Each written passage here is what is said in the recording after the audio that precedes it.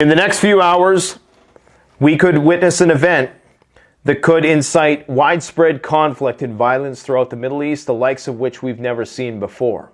We're talking about the deaths of millions of people, not just in the Middle East, but around the world. Because it's not going to stop there. It's only where it starts. It will spread. Yet another in a string of incidents that precipitate a global conflict. And this could be it. This could be the trigger, depending on what is said in the speech. Now, I'm referring to a speech that's going to be given by Hassan Nasrallah, the Secretary General of Hezbollah.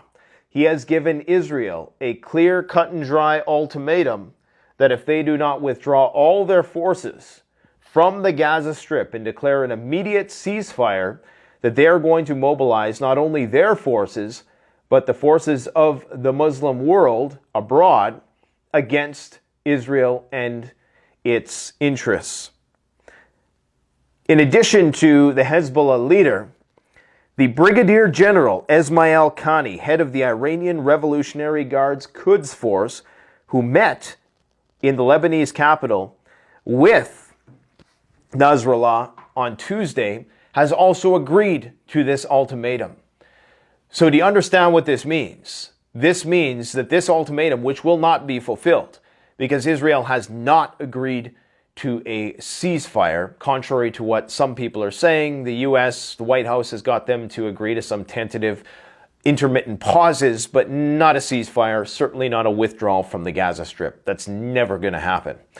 And because now they've made this ultimatum, they are obligated to fulfill it, because there is a risk that they might lose popular support if they fail to fight on behalf of the Palestinian people. And that is not just Hezbollah, that's everywhere around the world. Okay, that is, in this Middle Eastern upheaval, this inciting of violence is not going to be limited to the Middle East. This is going to be the call to action to sleeper cells. Now, we're going to break down the esoteric messaging within the videos, the trailers for this speech. This is something that apparently Hezbollah is notorious for doing. They like symbolism.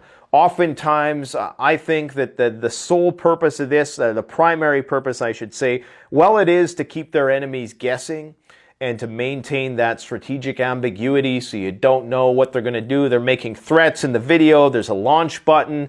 If you've seen some of these videos, basically they're issuing threats, but these are primarily to be viewed by Arabic people, people who are followers of them. And I believe that a lot of the mystique that they're trying to build up about their institution with these videos is an attempt to make them seem more divine, to deify them and make it seem as though they're endowed by Allah for this cause. And they can do this more and more if they put out these sort of esoteric messages and the symbols of martyrdom and all this stuff. And so it appeals to people's religious Islamic sensitivities, okay? And this is why this is so incredibly powerful. This speech that he is about to give could very well just create global panic, global chaos, because this is going to activate something in the minds of diehard Islamic believers who do sympathize with the Palestinians to take action, okay? And what does it mean by taking action? It's funny that this is happening on a weekend. That's something else to think about. You know, typically bad things happen on Fridays, so you can process it over the weekend before the news cycle starts again on Mondays.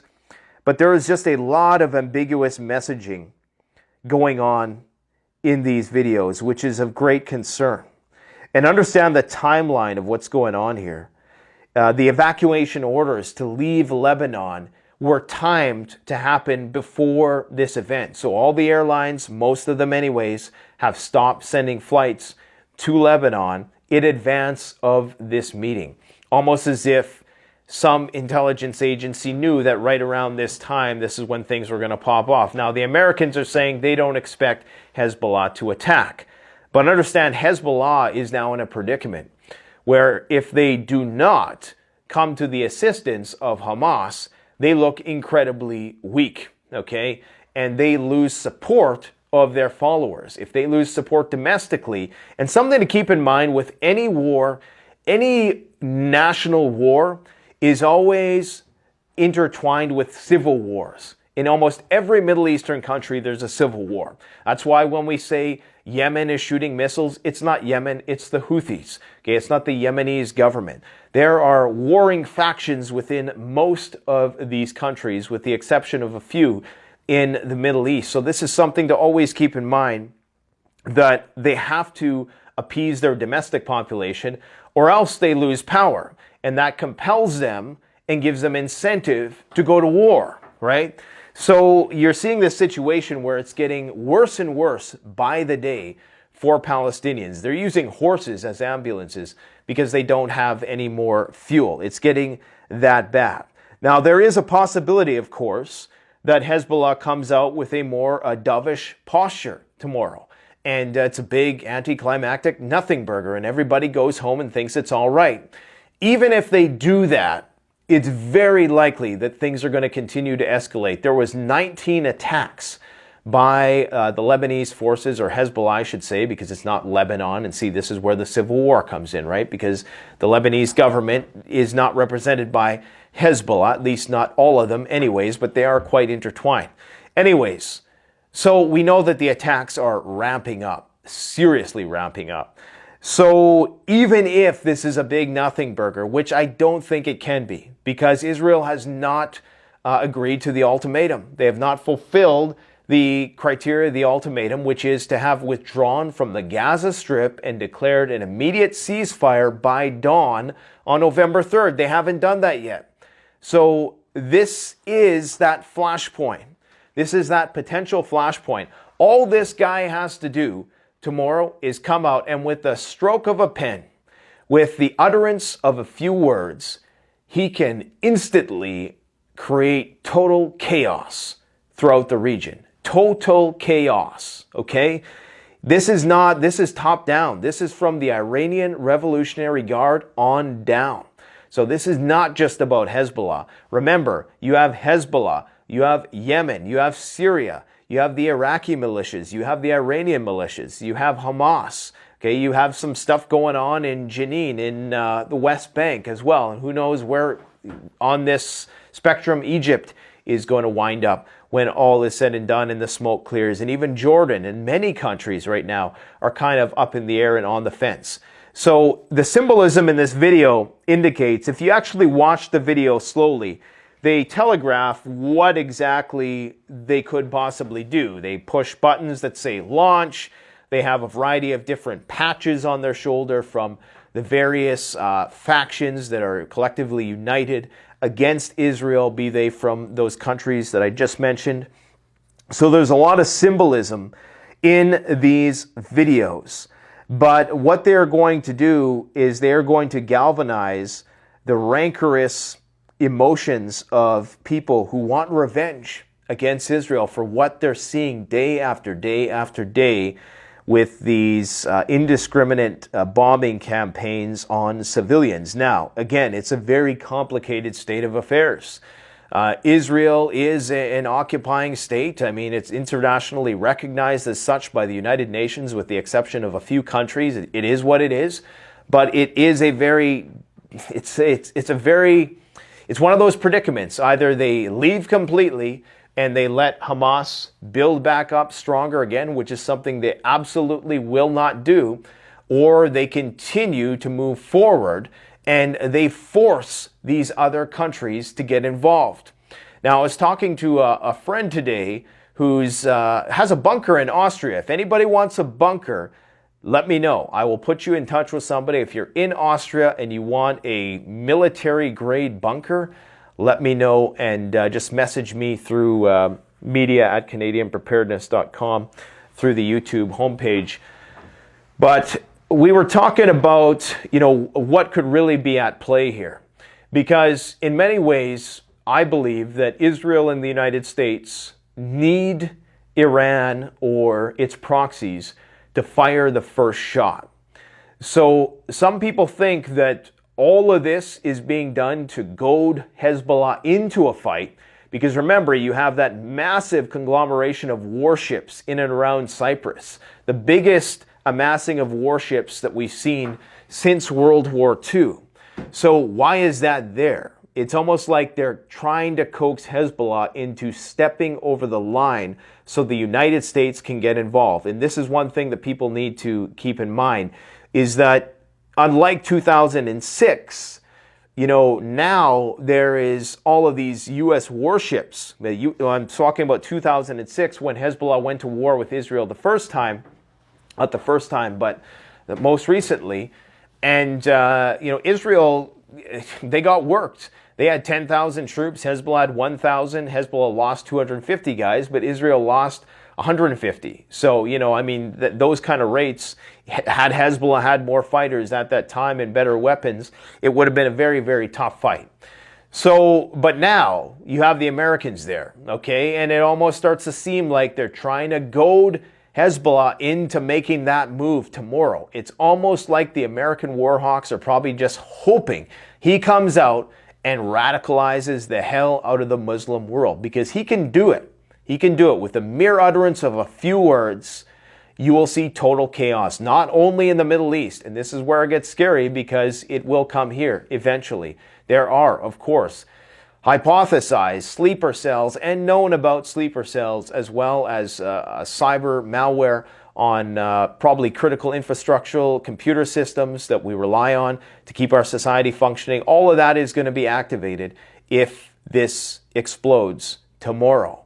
And there's some rumors that you have the leader of Hamas sitting in Qatar right now, far removed from all of this, encouraging them to fight, encouraging sacrifices to be made. And then just down the street from there, you have an American military base with 11,000 troops. They could easily just go over there. And I'm not saying, they can't respect the rights of the sovereignty of the Qataris. But at the same time, I'm quite certain if the United States has enough sway to have 11,000 troops in their country, I'm pretty sure they could pull a few strings and take this guy out. So you have to ask yourself, why aren't they doing that?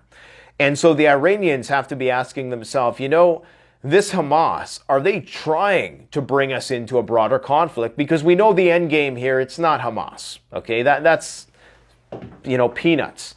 The grand scheme of things is Iran getting a nuclear weapon, because that would drastically change the balance of power in the region. If Iran has a nuclear weapon, the United States can't push them around anymore. Okay, it's like I've always said, nuclear weapons are like the Second Amendment for nations. It's a Second Amendment of the planet. Once you get nukes, nobody can fuck with you.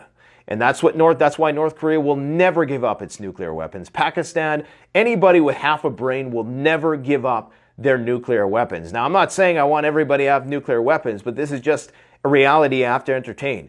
If we have nuclear weapons, other countries are going to want them too. Iran is about to probably be able to get a nuclear weapon, and this is why we had the House Resolution 559 passed yesterday, which is basically going to allow the United States to go to war with Iran, even if there is the ambiguous interpretation that they might be getting ready to do something. And it doesn't even have to be United States directly going to war. It could involve Israel as well. Israel is written into the resolution. So the stage is set. It's right there in front of everybody's eyes. And tomorrow, it could be the flashpoint of all this. And the scary thing about all this is that you're dealing with Israel, a country who up until 2017 had this thing called the Hannibal Directive. Very similar to, I guess, a CIA cyanide pill type thing where, instead of getting captured by the enemy, you take yourself out. Well, they had the directive, if they had to take you out, okay, if you were being hauled away by the enemy, they would put one in them and probably in you as well if they had to. This is a country that is willing to go to great lengths, even if it means killing a lot of civilians, to meet its ends. And what that means is that if they have to use what they call the Samson option, utilizing nuclear weapons, understand it's been said that the Yemenis have been firing missiles and they've been landing inside Israel, which is absolutely crazy. they've been targeting the nuclear power plant there. Israel's missile defense is starting to suffer. If the Americans don't get directly involved and completely unload on Hezbollah, which they probably will, the question is, how much of an impact is that really going to make? What can they do from the sea, right? How much of an impact can they really have when they're that far away in Cyprus? Unless the United States gets involved, Israel will have no choice but to start throwing nukes. And that's when things can just drastically spiral out of control really, really fast. Because if the United States gets pinned down in a war in the Middle East, it is very likely that China will make a move. That China will start to expedite their plans to take over Taiwan. And that the Russians will get very, very ballsy in Ukraine. They already are. They're pushing very, very hard because they're seeing the United States look the other way. Now, they've just greenlit another aid package for Ukraine, not nearly as much as everybody thought. I think it was like $500 million. It's enough to maybe carry them through a little bit longer, but in Avdiivka, I can never pronounce that, the Russians are getting lit up right now. And, a lot of the copium from the Russia bros is that they're making progress, but both sides are taking tremendous losses right now. Like the greatest losses we've seen, like whole columns of tanks just being lit up in a few minutes. It's absolutely unreal, and it's not even being reported. There are rumors, and these are just rumors, that the F-16s, or a few of them anyways, are already in Ukraine. Now, if that is true, and one of the central concerns, as stated by Sergei Lavrov, the Russian foreign minister, was that these F-16s can carry nuclear weapons. They're nuclear capable, as are many fighter jets in the U.S. arsenal today. But that is part of the problem, because these are NATO planes, they're nuclear capable planes. The Russians must presume that they might be carrying tactical nuclear weapons. We already have depleted uranium. The Ukrainians just again targeted a Russian nuclear power plant, claimed the Russians. They shot 9 drones at it. I think all of them were shot down. They recently targeted the repository, might as well be, the repository for nuclear waste at a Russian nuclear plant. And that is the part of the plant that you can actually do damage at. Okay, that's the part where you can create a dirty bomb, the spent nuclear fuel. They were targeting that, according to the Russians. So the situation there is spiraling out of control. So you can see how all of this is interconnected. You have Moscow allowing an Iranian airbase in Syria. Moscow has given the Russian Hamim airbase in Latakia to Iran for supplying Hezbollah with weapons and ammunition.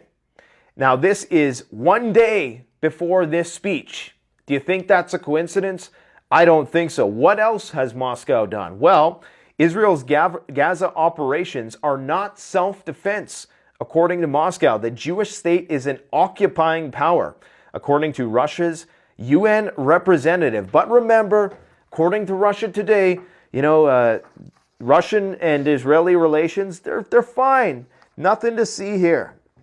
No problems. When they say there's no problems, that's when you run.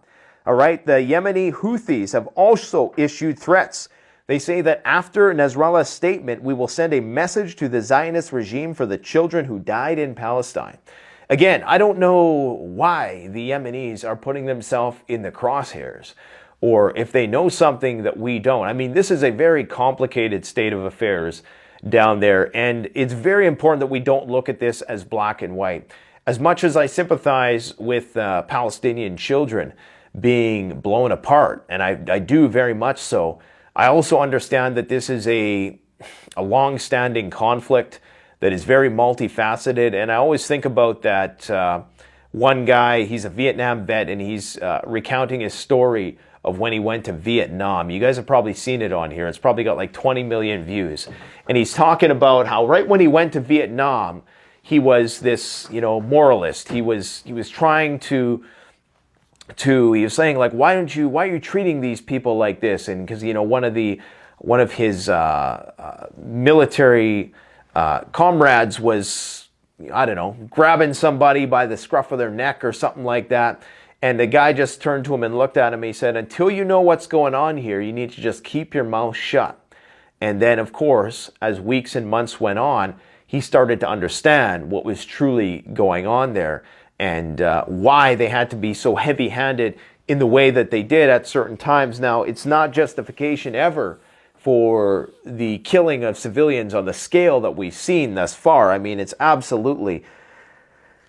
appalling. But what I'm saying is that there's a lot of dirty hands at work here. And you have to ask yourself, why is that leader up there in a high-rise building smoking cigars in Qatar and not having his ass hauled off to jail? You have to ask yourself that. Because he easily could. Iran is also deploying to Lebanon. The Iran Imam Hassan militia, originally stationed in Syria, was deployed to southern Lebanon in an attempt to support Hezbollah. We have the Wagner Group and Syria providing Hezbollah with Pantsir air defense systems. Now, these are similar in their capabilities to the S-300 or S-400, but it's at a much closer range. So this is going to help Hezbollah take out Israeli helicopters, fighter jets, and even some missiles. So how many of these systems are they going to get is the question. Are they going to be useful against American warships, aircraft carriers? Probably not. Hezbollah, I don't think, has the capability to sink an aircraft carrier. But one thing I was thinking about yesterday is you're seeing these aircraft carriers all concentrated in and around Cyprus. And God, you know, Putin must be tempted at this point in time. I don't think he's crazy to do it. But when you have all of those warships in one place, it would just take a few city killers and you could knock them all out of commission. City killers, I'm talking about 1 megaton plus nuclear bombs, 100 times more powerful than that was dropped on Hiroshima. Algeria has authorized the government to declare war on Israel. Bahrain has expelled Israeli ambassadors. Israel has expelled itself pretty much from every Muslim country throughout the region. Zelensky's chief of staff says that there will be good news. Andris Boris Yermak, you know that big guy who's always with him, who always looks like he's his bodyguard, but some people think that he's the one giving Zelensky instructions. I don't think that. But anyways, he said that there will be good news in a cryptic tweet that he sent out. Is he referring to the $425 million in aid that was approved? Who knows? North Korea continues to close embassies and has gone all in on Hamas. They're going to keep sending weapons to Hamas. Lebanon is closing schools tomorrow. Iran is going into Syria. It is stated that thousands of Iranian-backed militants crossed from Syria and Iraq to southern Lebanon. Tens of thousands of them are positioned on the border of the Golan Heights. And, of course, the House bill just passed $14.3 billion for Israel. Russia, apparently, according to some sources, and I don't really understand this too well, but is now ranked the #1 military in the world, and they're boasting about it all on Russian media. And apparently their military production has ramped up significantly. Get a load of this. 7 times the amount of tanks are now being produced. 7 times. At the same time, the manufacture of light armored vehicles has increased 4.5 times. Okay, in addition, some types of ammo have seen a staggering 60-fold boost. As revealed during the interview with Russia 24, we increased production several times over. Multiple launch rocket systems have increased in production by 2.5 times, and ammunitions of different types of products 60 times, including artillery, 4.5 times, BMP, light armored vehicles, the whole 9 yards. They are going all out.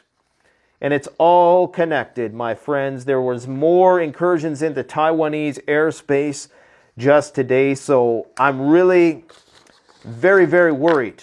Regardless of whether or not this is an immediate inflection of hostilities tomorrow as a result of Nasrallah's speech, I do think what is very likely to happen in these cases, as is typical, I think it would be even irresponsible even for them at this point in time to just come out and rile people up without any direction.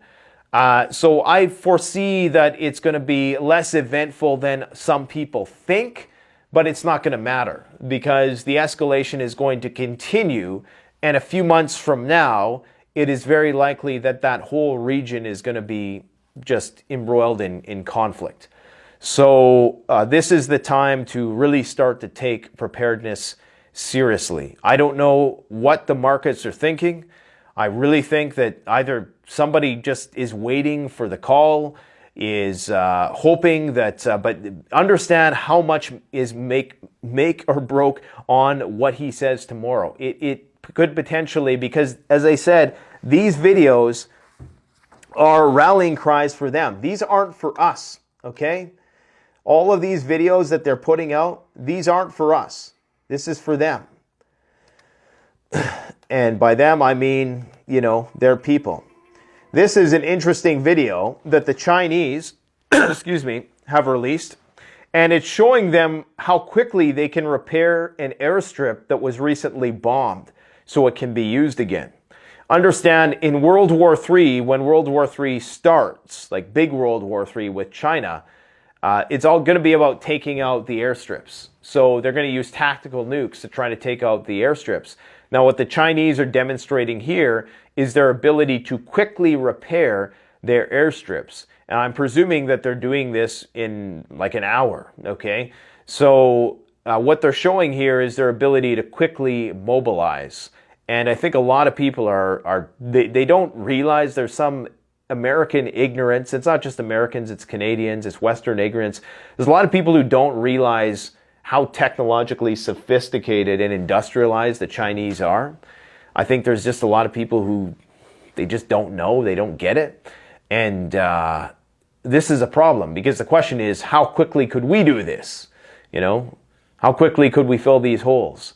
And obviously the holes from a tactical nuclear blast are going to be a lot bigger than this, don't get me wrong.